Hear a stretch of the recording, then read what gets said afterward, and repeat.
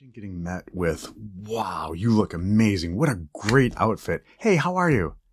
That's how you greet her the first time you ever meet her. Put yourself in her shoes. So this is singles mingle flirting sequence, initially flirting. Put yourself in her shoes. She feels attractive. She likes the hit of dopamine.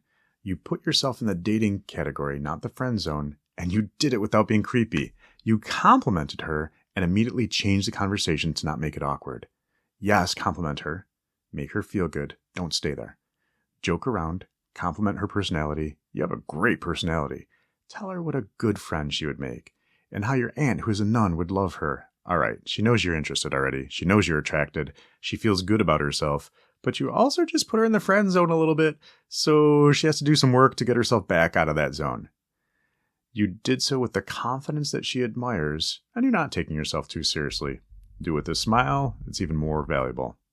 Now, you can get into the friend-building conversations. Hey, great start. Well done.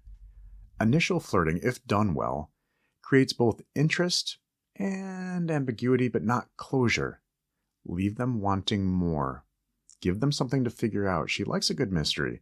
She likes a good story with a beginning, a middle, and end. She doesn't want to know how the story ends at the beginning. That is not fun. Stop doing that. You are not swearing off all other women and telling her you'd do whatever it takes to be with her. Dear God, man, you just met her. If you give away your power like that, your value, at least in her eyes, plummets. She didn't earn that level of commitment. It feels weird to her. You don't even know me. How could you say that? Is what she will not say out loud, but she's thinking it. Can you banter and tease and hold a good conversation? A lot of guys can't talk, can't listen to save their lives. Are you interesting? Funny? Are you worth seeing again? Especially the first date or the meet and greet, you're establishing a basis. Try this on. Hi, I'm boring. Please sit with me for an hour or more and answer my interview questions. Yeah, she can't wait to see you again and go through round 2 of interviews. Or, you're funny, witty, play with her. She knows you're interested. She better up her game if she wants to be with you. That's exciting. She tells all her friends about you and can't stop thinking about you. Leave her wanting more.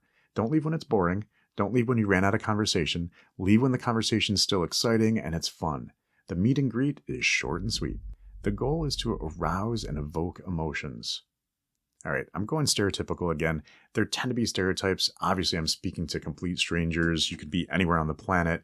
And I'm giving you the stereotypes so that you can see if this pattern exists. If it doesn't exist, if the pattern is off, do not follow it. So the goal is to arouse and evoke emotions. That is stereotypically how women seem to work and how they say they want the guy to approach them. If you don't do feelings, you don't flirt well. So do feelings. Easy enough. Be secure enough to evoke both positive and negative emotions. Risk it. Not being risky, not being bold or daring is risky in and of itself. She should be thinking at this point that she wants to spend some time with you. She's comparing you to friends and old boyfriends. She's doubting some aspects. She's wondering how the two of you would fit together. All right, just be you. Have her wonder what just happened there in a good way. Is she good enough to be with you? Hopefully at some point that's in her head because she clearly sees what you bring to the table. She wonders if she can be your equal. Can she? If she's thinking you can't be her equal, you're in trouble at this point. So what you're doing is you're working towards mixed feelings, hope and doubt, confused. What just happened? Does he want to be with me? I want that thought going through her head. She knows I'm interested, but not committed. Committing now would be developmentally not right, inappropriate, too early. For me, I'm not sure either. I know that. Imagine thinking to yourself, let's see how this plays out. Zero pressure. You're not hyping it in your head. You're being in the moment. It was a good moment. Leave it there. That's all it was. Don't add meaning to it. It doesn't mean anything other than it was a good moment in time. Okay, if it works, I'm good. If it doesn't work, I'm good. Mixed feelings are okay. I am not responsible for making you feel comfortable or to feel a certain way. That's your responsibility. We're both grown. Let her feel confused and have a little bit of doubt if that's what's going on. Unearned commitment and compliments release the tension from the rubber band. Remember that you want sexual tension. Tension is good for banter and witty repartee. She knows you're interested. She has to hold up her end of the conversation. If not, She risks losing someone of value. Let her feel that. Don't remove those feelings for her. Don't protect them. You want her to feel that. That's a human feeling. Let her be human. When you tell her how the movie ends, it's not fun to watch the movie anymore. Buzzkill, not fun.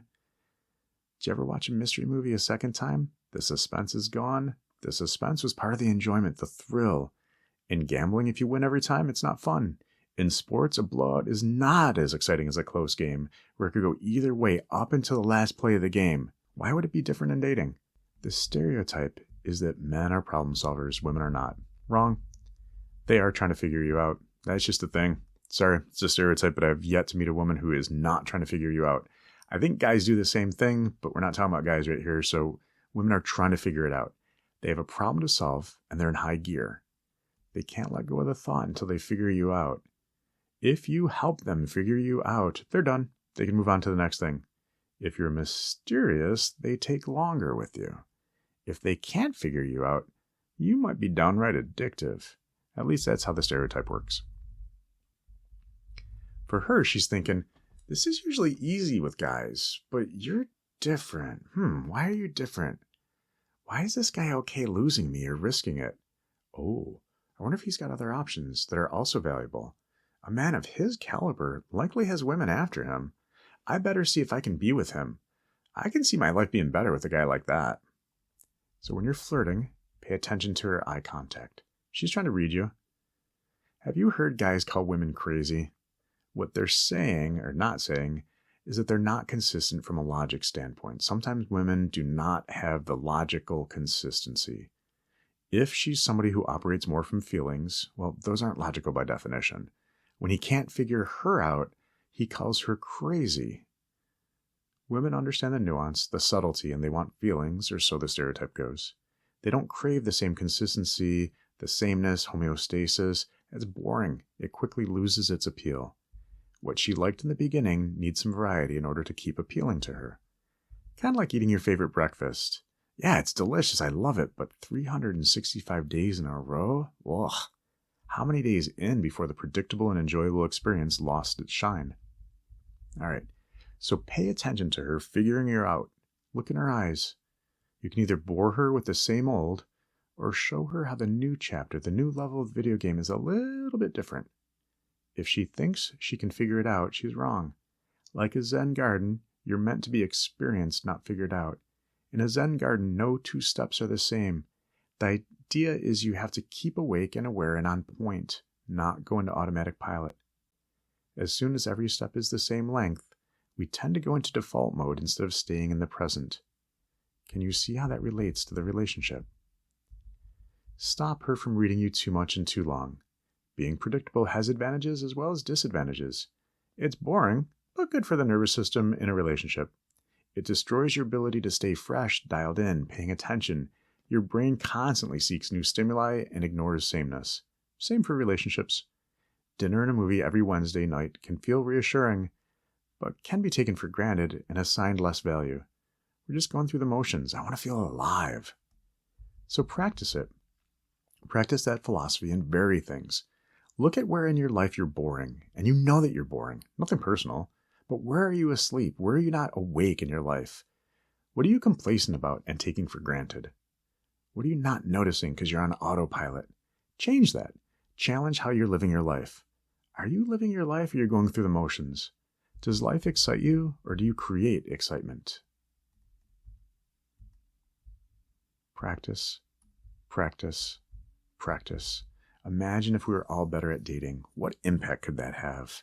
If we tried not to hurt each other, had more integrity and respect, played by similar rules, eliminated guesswork and mind reading. So please hit like and subscribe. It helps me spread the message of good, respectful dating that changes the culture of dating. Want more resources? Check out my website, boyscounseling.com.